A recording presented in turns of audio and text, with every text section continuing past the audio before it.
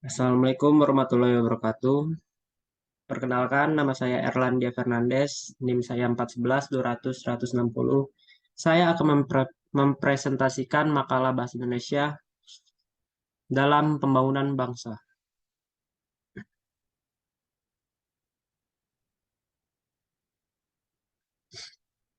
Latar belakang. Indonesia terdiri atas bangunan persamaan dan perbedaan. Negara kebangsaan ini dibangun atas perbedaan suku bangsa, perbedaan bahasa daerah, perbedaan agama dan kepercayaan, serta perbedaan budaya. Perbedaan dan keberagaman ini adalah sebuah kenyataan bahwa negara bangsa ini dibangun atas dasar kebinekaan dan perbedaan. Ini adalah fakta dan sebuah anugerah atas sumber daya Indonesia. Fenomena sosial atas wacana kebinekaan akhir-akhir ini banyak diperbincangkan. Perbedaan pendapat dan pandangan muncul dalam menanggapi fakta. Gesekan dan perbedaan pendapat akhir-akhir ini diangkat menjadi perbedaan yang kontraproduktif. Bangunan kebangsaan dan kebinekaan Indonesia saat ini banyak didiskusikan kembali. Fenomena berpikir atas perbedaan pendapat, perbedaan pandangan tentang ide-ide kebangsaan muncul kembali. Berbagai kelompok masyarakat melegitimasi atas kebenaran dan mempertajam perbedaan itu. Perbedaan menjadi sebuah alat untuk melegitimasi kebenaran satu atas lainnya. Inilah fakta yang muncul sehingga fenomena ini menghasilkan sebuah kondisi sosial yang kurang kondusif. Kondisi ini diperparah dengan banyaknya kepentingan politik praktis yang menumpang atas isu-isu yang sedang bertebaran di masyarakat. Pokok bahasan. Yang pertama ada kebinekaan Indonesia. Yang kedua, media sosial dan pembelajaran BIPA. Yang ketiga, fenomena berita bohong dan ujaran kebencian. Lalu yang keempat ada kesadaran dan pengelolaan berita bohong dan ujaran kebencian. Kebinekaan Indonesia.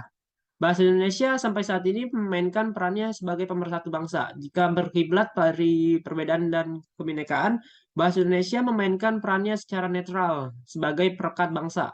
Konflik yang pernah terjadi di Indonesia muncul karena adanya latar belakang perbedaan agama, perbedaan suku, perbedaan ras, tetapi tidak dengan bahasa Indonesia. Kebinekaan Indonesia adalah sebuah fakta yang tak ternilai harganya.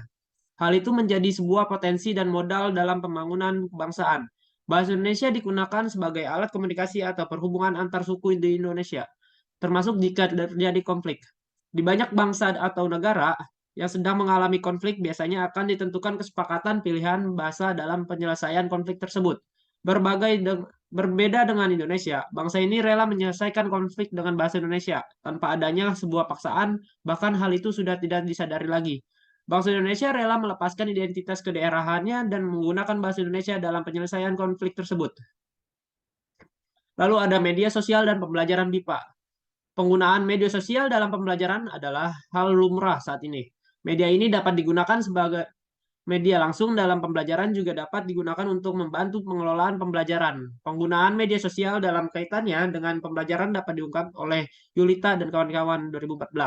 Dalam tulisan tersebut disampaikan bahwa media jejaring sosial berbasis komputer di kelas 8 Sekolah Menengah Pertama Kristen Immanuel II. Sungai Raya digunakan untuk mencari teman secara daring, baik teman yang sudah kenal maupun teman yang belum mereka kenal sebelumnya.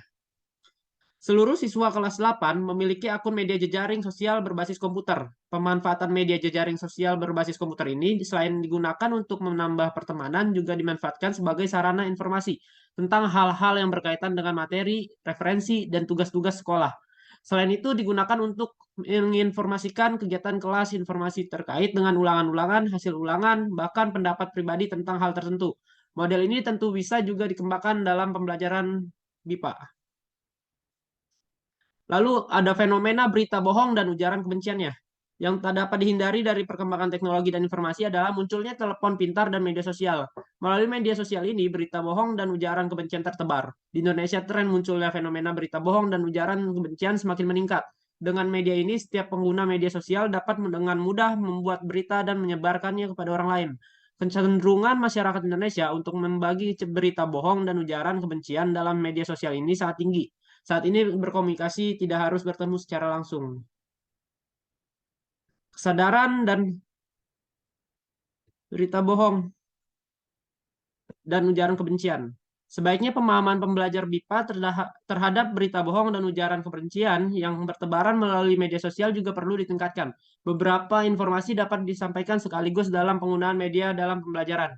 Beberapa informasi yang perlu ditekankan baik untuk masyarakat Indonesia maupun pembelajar BIPA adalah diantaranya satu, penggunaan etika dalam bermedia sosial, dua, pengungkapan identitas diri, tiga, penggunaan pemikiran cerdas dan rasional dalam menghadapi suatu permasalahan, dan empat, penghentian komentar terhadap suatu masalah yang tidak dikuasainya.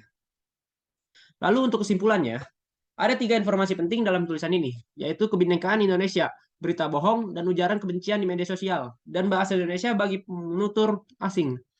Kebinekaan Indonesia merupakan modal potensial dalam pembelajaran BIPA. Akan tetapi, saat ini kebinekaan yang menjadi jati diri Indonesia ternodai oleh berita bohong dan ujaran kebencian melalui media sosial.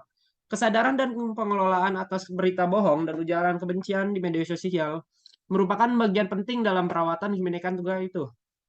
Untuk itu, diperlukan kesadaran masyarakat Indonesia dalam menyikapi kebinekaan ini. Perawatan atas kebinekaan Indonesia akan membantu potensi peningkatan pembelajaran BIPA sehingga pembelajaran yang dilakukan oleh orang asing ini juga akan memperteguh bangunan persatuan Indonesia. Sekian presentasi saya di mata kuliah Bahasa Indonesia ini. Bila ada kata-kata yang salah, mohon dimaafkan. Wassalamualaikum warahmatullahi wabarakatuh. Terima kasih.